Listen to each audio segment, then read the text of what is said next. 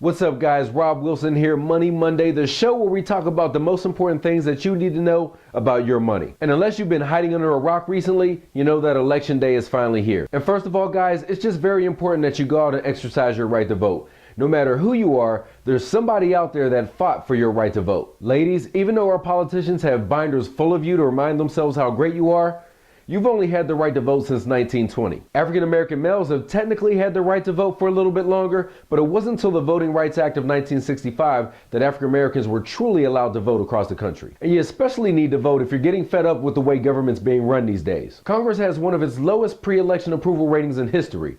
So if we're so upset with how they're doing their job, why not just fire them? And lastly, guys, you gotta make sure you hit the polls, because regardless of what you might think, every vote absolutely counts. It really cracks me up how some of you guys will wear the same shirt during the NFL season because you think you're so important to your team's chance of winning that you don't want to jinx it. But when it comes to voting, you think your vote doesn't count. And perhaps you guys forgot about the year 2000 when President Bush won the state of Florida and ultimately the presidency by a whopping 537 votes. So unless you want your candidate to get that close to winning and still lose, I'd say it's a good idea to get on out to the polls. But guys, it's also important that you vote because there have been a lot of things discussed during this campaign season that could directly affect your wallet, starting with the jobs crisis. Now, I know we're all getting pretty tired of the unemployment rate staying at a relatively high level. But unfortunately, unless your name is Jeremy Epstein. 2014, when you come out in 2014, I presume I'm going to be president.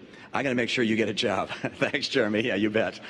I'm not too sure that either one of these candidates can actually guarantee you a job. The best thing that you could do for yourself if you're looking for a job right now is find a way to get some training in an area where those jobs are actually in demand in the market right now. The president will, however, have a very strong role in deciding the future of taxes, entitlements, and the national debt. These three items are going to require major changes if we're going to get back on solid financial footing in the next few years. And let's not forget that the president is going to need some cooperation from Congress in order to get anything accomplished. So while you're there voting for president, don't forget about the important House, Senate, and even local government races that are applicable in your district. And then there's the stock market. Now, the stock market has had its ups and downs under every president, but even Fox News, that's right, Fox News, reports that over time the stock market, corporate profits, and US GDP have all performed better under Democratic presidents. But guys, no matter who wins, the reality is you're going to have to take a more proactive role in planning for your financial future, and that includes what you're going to spend on education, the occupation you choose, your health care, and your retirement. So what happens after the election? Well, guys, first of all, don't lose your interest in this process just because election day is over.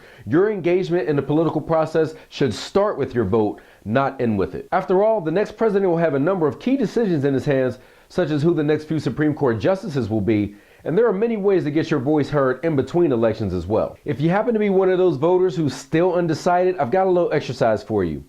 Take some time, get out a sheet of paper, and write down 5 things that you think would help make your life better. Then check out some of the popular fact-checking websites like politifact.com or factcheck.org and check to see whose candidate's views most closely match your own. And lastly, guys, what do you do if your candidate doesn't win? Don't be a sore loser. I mean, you don't start to hate the NFL even if your favorite team loses, do you?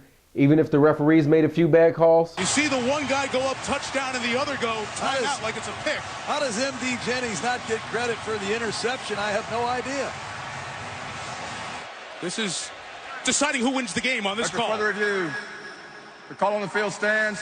Touchdown. Game is over. Seahawks win in the most bizarre finish you'll ever see. So guys, even if the election doesn't go your way, you have to relish in the fact that you had the opportunity to have your voice heard.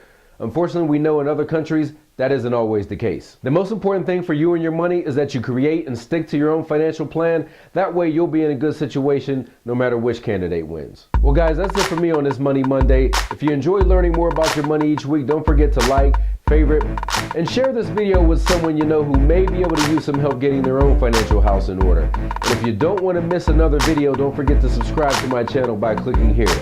That's it, guys. Get out to vote. I'll see you next week.